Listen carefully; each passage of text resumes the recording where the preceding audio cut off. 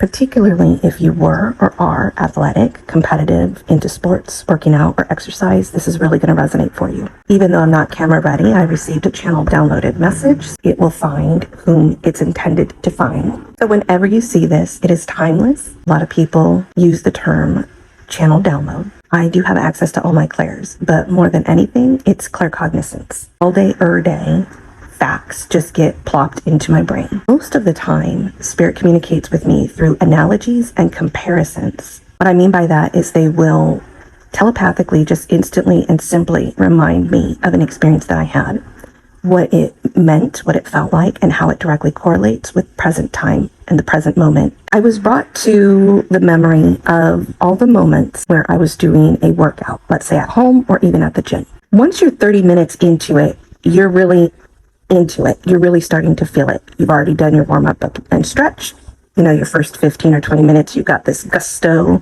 And then by the time you hit the 30-minute mark, you're like, oh, I'm really starting to feel it. A lot of people work out for 30, 40, 50, 60 minutes, sometimes longer. You already did the majority of it in the first 30 minutes. The rest of it is the home stretch, per se. If you're working out on your own, you know, at home or at the gym, you may be able to see where the finish line is because you've set it for yourself. It may be a number of sets, a number of repetitions, or a number of minutes, like time, that you have as a goal. Maybe it's something that you do for mental and emotional health, or you may even have a goal or an agenda, like to get ready for summer or to fit into your old clothes or something like that. During those particular moments, you don't question or fight or get angry. You push through it because you know what the results are. You accept the challenge and the hardship of it. You know that that's when you're going to be pushing yourself the most, and it's going to be the hardest part of the workout. But once you reach the final 60 seconds, 30 seconds, 5 minutes, you know that there's a light at the end of the tunnel and you push through. And then all of a sudden you have this flip where all your endorphins and your hormones are working for you, and you feel a sense of relief, accomplishment, and euphoria. And bring it to the analogy of, let's say, hiking up a hill or a mountain. Let's say you're on a steep incline and the people coming back down, you're like, am I there yet? When does it plateau? When does it level out? How much longer? And they're like, oh, you're almost there. You got this. You're almost there. Just a few more minutes. And then 20 minutes later, you realize that that fool lied to you and you're not even close because you actually can't always see the finish line when you're hiking a mountain or a trail. You can't tell, even though you're looking at your Ultrails app and they tell you how many minutes, how many miles, it just feels like it won't get there. It's like, it's never ending. Am I ever going to get there? And those are the moments that are really testing and challenging because you have to keep pushing through. But once you get to the destination, the goal, the achievement, you feel a sense of relief. And most of the time, you feel like it was worth it, that it wasn't as bad as you thought, and you're proud of yourself for your accomplishment. Well, Spirit did a direct correlation, and they said, you've experienced all these things in your own life. You know this. But you correlate it to physical health and maybe even mental and emotional. But you've got to understand that the same holds true for spiritual health. It's the same thing as somebody who's spiritually weak or someone who's spiritually strong. And this is not a hierarchy thing. This is called spiritual growth, training, and evolution. They're saying, you know, consider it that you've been in training. And at the first time, you know, the beginning, it was a little bit fun and exciting. And then it got harder, and then it got harder, and then it got harder, and then it got harder.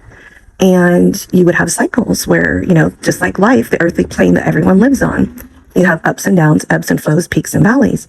But then you know when you've reached a turning point on a cycle, because all of a sudden it's all, oh, wait a minute. It keeps getting harder. It keeps getting harder.